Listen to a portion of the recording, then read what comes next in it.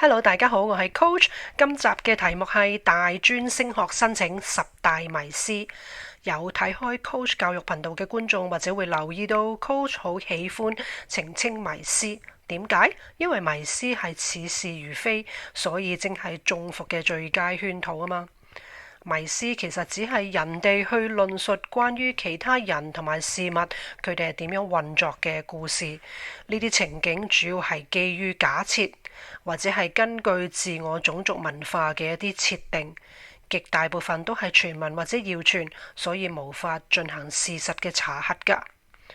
所以打破迷思就係克服申請學校中眾多不必要嘅障礙同埋謬誤嘅第一步，咁樣先可以幫助到申請人作出最佳判斷，真正對準要求，提升被心儀學校取錄嘅機會。今集 Coach 為你解釋10個似是如非嘅迷思，提提大家訂閱 Coach 教育頻道，俾 like 同埋留言支持，多謝。第一個迷思係成績最重要。首先要理解有兩類嘅學校。Selective school 係淘汰型具競爭性最難被取錄嘅學校， Non-selective school 咧就係非競爭性容易被取錄嘅學校。非選擇性學校啊，佢係只關心成績嘅啫，而唔關心成績以外嘅素質。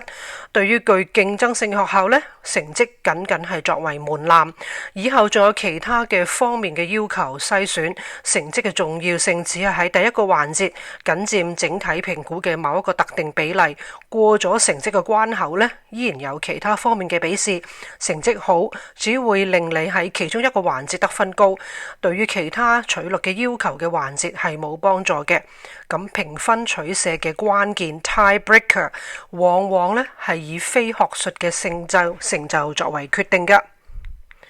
第二個，只申請名牌大學。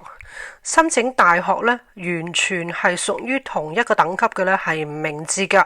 尤其係只申請名牌大學，往往可以全軍覆沒，就浪費咗1年嘅時間㗎啦。相反地，應該包括 reach 延伸、match 匹配、safety 安全學校嘅平衡組合。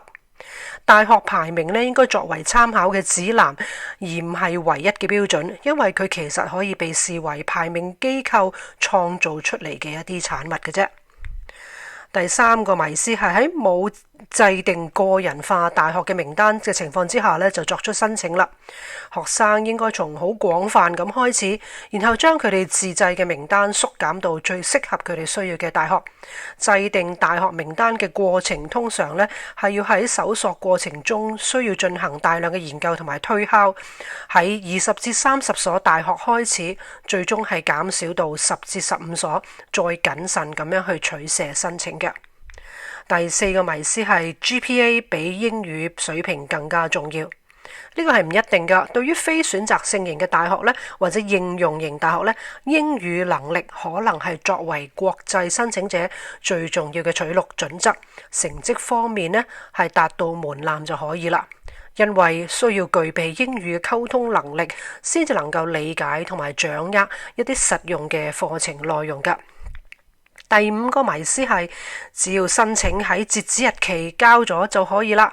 呢個係唔啱㗎。越早提交申請呢，被取錄嘅機會會越大。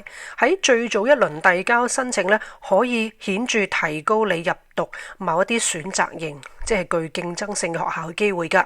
取錄率喺申請嘅輪次同埋整個嘅錄取期間呢，亦都係會進行微調㗎。最後階段往往係較最初階段要求高一啲。第六個迷思就係做一個全面嘅申請人最重要。呢個係唔需要㗎。你需要係喺人群之中脫穎而出，而個人嘅尖峰呢，會幫助你留下更深刻嘅印象。一個真實嘅人係有長處同埋短處，專注於個人尖峰會讓你有機會發展你嘅長處，走得更高更遠。大學希望預測你未來嘅成就，所以個人嘅尖峰讓你與眾不同，而且更容易咁說服佢你係擁有潛力㗎。第七個就係我冇可能搞清楚究竟間大學係需要揾一啲點樣嘅學生素質嘅。呢個亦都係錯誤嘅。事實上，好多數嘅大學呢都會喺度宣傳敘述裏邊同埋網站指明咗佢哋希望錄取一啲咩嘅學生類型。選擇型嘅大學呢，有廣泛咁樣公佈關於佢哋嘅學術要求啦、歷屆取錄嘅成績同埋統計好廣泛呢啲嘅介紹信息㗎。非選擇型嘅大學呢，就並冇咁樣嘅公佈，因為佢哋嘅要求較低，一般嚟講達到最低嘅門檻呢，就會錄取㗎啦。咁所以你要仔細咁去閱讀學校嘅通訊同埋學系嘅新聞同埋學校友簡介等等，留意學校嘅論述理想型學生嘅素質，參加佢哋嘅活動，同一啲局內人交流，咁就可以獲取一啲第一手嘅信息啦。第8個嘅迷思係我冇能力提高自己被理想嘅學校取錄嘅機會㗎啦。正如你唔能夠保證理所當然咁樣會被某一間學校取錄一樣，你亦都唔應該假設某一間學校一定唔會取錄你。對取錄嘅機會，我哋應該持有現實嘅態度，呢個係重要嘅。你要為自己制定一個平衡嘅申請學校嘅列表，組合要包括延伸、匹配同埋安全幾個學校嘅類別。第9個嘅迷思係小型嘅學院更有可能詳細咁去審閱申請人所有嘅資料，呢個係錯誤嘅。申請人評估呢係經過極為複雜同埋多重步驟嘅程序。對於更具選擇性嘅大學嚟講呢，呢個評核嘅過程呢往往係要更加複雜㗎。所以選擇型嘅大學或者課程必定會要求申請人提交更多補充申請嘅材料。收生越寬鬆嘅學校呢，要求嘅資料當然越少啦。呢個分別喺申請嘅時候已經好明顯㗎啦。所以申請選擇性嘅大學要投放極多嘅精力同埋心思。非選擇型嘅學校呢，一定係冇咩要求㗎。例如學店呢，只需要交學費啫嘛。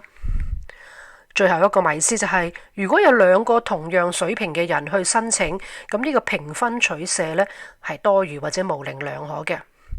咁啊，梗係唔係啦，因為學校一定會預先確定咗取捨關鍵嘅方式，即係 tiebreaker， 同埋佢哋會係遵從嚟實施嘅。越係具有選擇性嘅大學呢，就會越花費大量嘅時間同埋精力去到深入研究究竟佢哋想收一啲咩嘅申請人。好多唔同嘅因素會影響取錄嘅決定，包括面試同埋申請文章，呢啲通常都有起死回生嘅作用。取捨關鍵在於判斷邊一個候選人係被認為更加合適嘅人選，一個 good fit。所以知道學校嘅理想學生呢係最重要嘅。Coach 嘅結語係要相信自己，同埋呢大學嘅選擇呢係冇最終嘅決定㗎。朋友同埋家人可以提供一啲見解，但係申請人應該詳細分析一手嘅資料，然後憑自信同埋勇氣行事。決定最終係屬於學生自己嘅。如果學生發現選擇唔正確或者發生咗一啲變化嘅情況，佢應該去嘗試了解其他可行嘅選項。窮則變，變則通。歡迎留言查詢有任何入學嘅疑難，咁可以喺呢度留言或者電郵聯絡 Coach。多謝你收睇，希望你訂閱 Coach 教育頻道，俾 like 同埋多謝你哋嘅支持。